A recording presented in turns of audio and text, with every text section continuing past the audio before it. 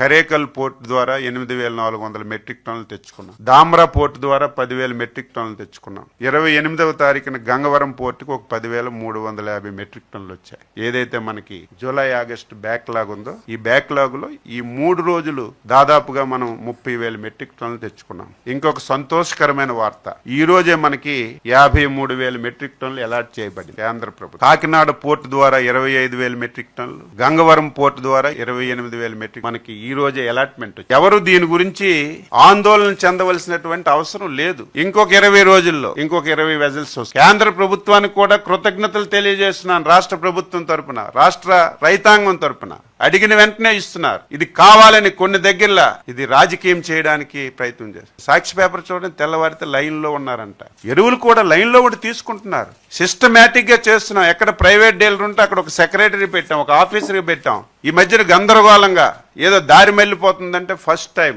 ఒక 2-3 రోజుల్లోనే విజిలెన్స్ దాడులు చేశాం. చూసారు లేదు, ఎన్నికి 65 కేసులు పెట్టాం. ఎక్కడ ఎవడున్నా, ఎంత పెద్దవాడున్నా, ముఖ్యమంత్రి గారు స్పష్టంగా ఒకటే చెప్పారు, ఒక్క బస్తా ఎక్కడికైనా సరే డైవర్ట్ అయినా, ఎంత పెద్దవాడైనా సీరియస్ గా తీసుకోమని, కేసులు పెట్టమని. వారం రోజుల్లోనే కేసులు పెట్టాం. ఎవరైతే బఫర్ స్టాక్స్ పెట్టారో సీజ్ చేశాం.